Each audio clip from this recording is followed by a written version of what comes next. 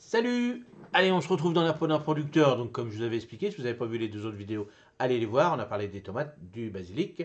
Comme là, cette semaine, il pleut énormément, j'ai décidé de faire cette petite série.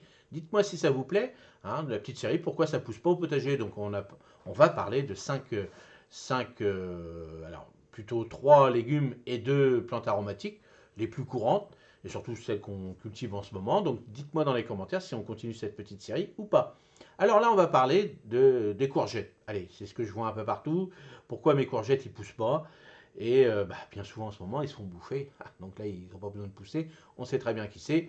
C'est les petites limaces, les gastéropodes qui les bouffent. Mais il y a bien d'autres soucis avec. Donc je vais vous en donner, je vais vous donner 6 solutions aux problèmes qu'on peut avoir pour la culture des courgettes. Alors on commence par la qualité du sol. Le sol est la base de toute bonne culture.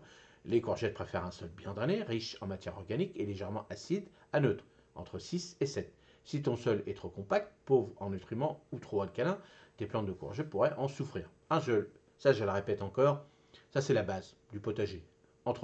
Allez, neutre, 6, ça c'est bien, c'est très bien pour l'ensemble du potager. Un petit peu moins, peut-être 5 pour les choux. Hein, toutes ces variétés de choux, ça peut être un peu moins. Mais en règle générale, si vous arrivez à 6, c'est très très bien. Alors la solution pour améliorer la structure de ton sol, en ajoutant du compost ou du fumier bien décomposé, comme d'habitude, hein. Je n'ai pas parlé des deux la dernière fois aussi du compost de surfaçage. N'hésitez pas à en faire si vous pouvez en faire. Ça veut dire que vous faites toutes vos épluchures, vous les mettez directement sur vos planches, même autour des légumes, sans que ça touche les légumes bien sûr. Et ça permet d'avoir 100% de la décomposition dans vos planches et non pas dans un endroit, dans un compost extérieur, où là on appelle ça le jus de compost, hein, c'est du thé de compost aussi en marketing, plus ou moins.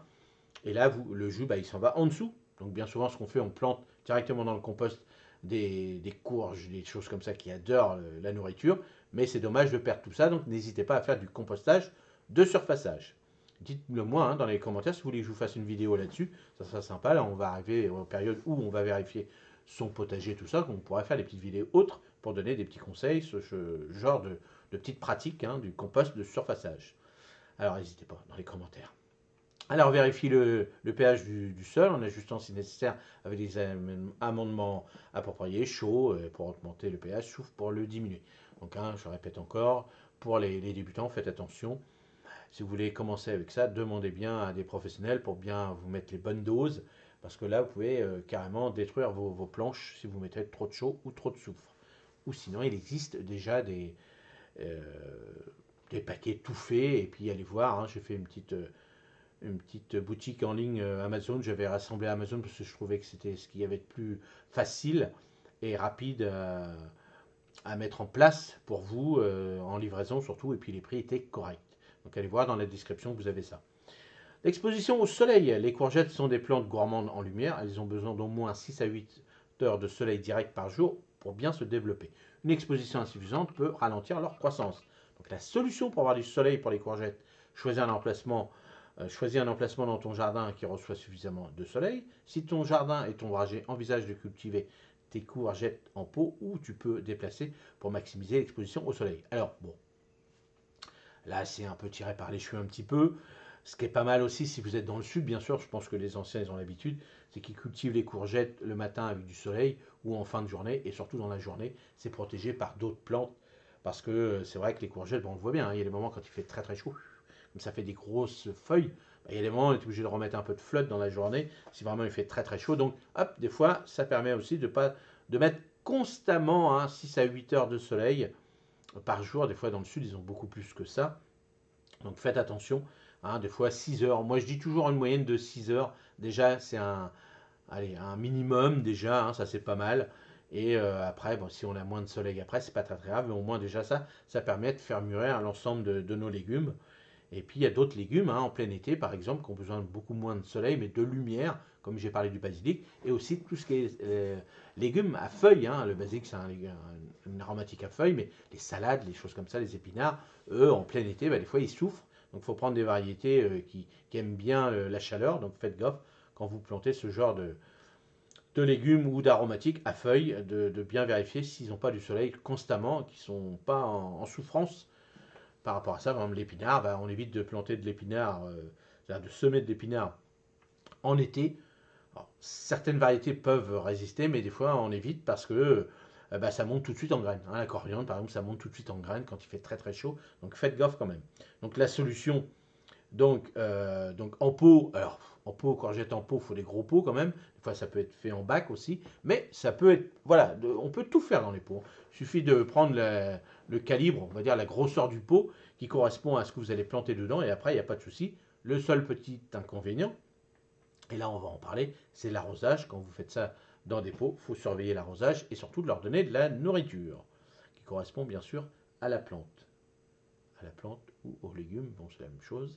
Donc troisièmement, l'arrosage. L'arrosage est crucial pour la croissance des courgettes. Trop d'eau peut entraîner des maladies fongiques, le pourrissement des racines, tandis que trop peu peut stresser la plante. Solution. Arrose régulièrement et uniformément en veillant à ce que le sol reste humide mais pas détrempé. Utilisez un paillis pour conserver l'humidité du sol et réduire les fluctuations d'humidité. J'ai du mal à chaque fois. Donc bien sûr, hein, les courgettes, mettez du paillage. Hein. Alors c'est sûr, au début, vous allez me dire, ah, mais l'image, tout ça. Moi, je vous ai montré hein, que voilà, quand vous avez un trop, c'est qu'il y a quelque chose qui ne va pas autour de votre jardin, hein, potager, jardin et autres, c'est pareil. Donc moi, vous avez vu, au début, elle se faisait bouffer. Donc j'ai réduit le paillage autour pour laisser une zone neutre, on va dire. Hein.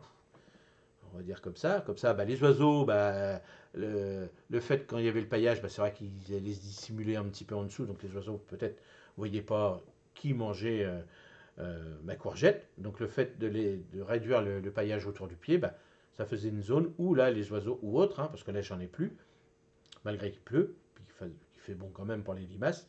Donc pour l'instant, elle n'est plus mangée du tout. Donc voilà, faites gaffe. Mais après, il faudra mettre du paillage quand le feuillage va être gros, surtout parce que la courgette aime bien l'eau quand même.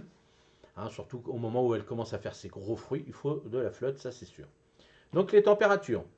Les températures. Les courgettes aiment la chaleur, mais des températures extrêmes peuvent nuire à leur croissance. Des températures nocturnes inférieures à 10 ou des températures diurnes supérieures à 30 peut affecter la fructification. La solution plante tes courgettes après les dernières gelées et quand les températures nocturnes sont stables. Utilise des cloches ou des tunnels pour protéger les jeunes plants des températures froides ou de la saison. Bah, surtout aussi des limaces et autres qui peuvent faire des dégâts au début. Donc c'est vrai que la courgette, bah, elle déteste la gelée. Hein, donc bien souvent, bah, on peut la faire en avance, un petit peu en avance, mais on la protège avec des plastiques ou autres. Et les températures, donc 10 degrés, elle peut résister. Hein, si, allez, quelques heures, même à 5, mais protégée bien sûr. Et puis bah, supérieure, comme d'habitude, hein, toutes les plantes supérieures, bah, c'est surtout les fleurs qui subissent, qui n'aiment pas du tout. Et puis vous verrez, hein, quand il fait plus de 30 degrés, bah, les insectes fructifiques, les insectes tout simplement, vous verrez que vous en verrez moins parce que bah, ils sont comme nous, ils ont chaud et puis bah, travailler à plus de 30 degrés, c'est pas facile, surtout quand vous faites de la culture contre des murs, des choses comme ça. Faites attention aussi parce que des fois il peut faire 25 dans votre potager, mais 35, 10 degrés de plus, voire plus, contre vos murs. Donc faites attention quand vous faites de la culture sur les murs d'ardoise ou de, moi c'est du bois aussi, de bien, à un moment donné, d'avoir des plantes qui passent un petit peu d'ombre quand même, surtout si vous êtes dans le sud, parce que sinon, bah, contre les murs comme ça, bah, ça crame complètement tout. Vous voyez, hein, vos feuilles sont brûlées par le soleil. Donc cinquièmement, les nutriments. Les courgettes ont besoin de divers nutriments pour croître, notamment de l'azote, du phosphore, du potassium. Une carence en nutriments peut se traduire par des feuilles jaunissantes, une croissance lente et une production réduite de fruits. Solution. Fertilise régulièrement avec un engrais équilibré ou spécialement formulé pour les légumes. Ajoute du compost ou des amendements organiques pour enrichir le sol en nutriments essentiels. Alors la courgette, hein, elle a besoin de nourriture, hein, c'est clair. Voilà, donc bah, compost, tout ça, vous pouvez y aller. Compostage, surfaçage, c'est encore mieux.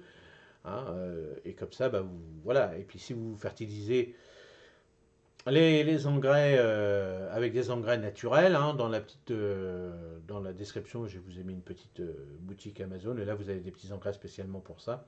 Donc si vous trouvez spécialement pour les courgettes, bah, allez-y. Hein. Bon, après, vous regardez toujours derrière les petits paquets, des fois c'est une courgette. Et puis vous pouvez, courgettes, petits ronds, tout ça, tous ces gros légumes qui ont besoin de nourriture. En règle générale, c'est le même engrais. Donc regardez bien, lisez toujours les petites lignes. Ça va vous apprendre pas mal de choses. Et surtout si c'est bien un engrais bio à 100% ou pas, ou à quoi il sert exactement. Sixièmement, les maladies ravageurs. Les courgettes sont sensibles à diverses maladies comme l'odium et ravageurs comme les pucerons et les courtilières.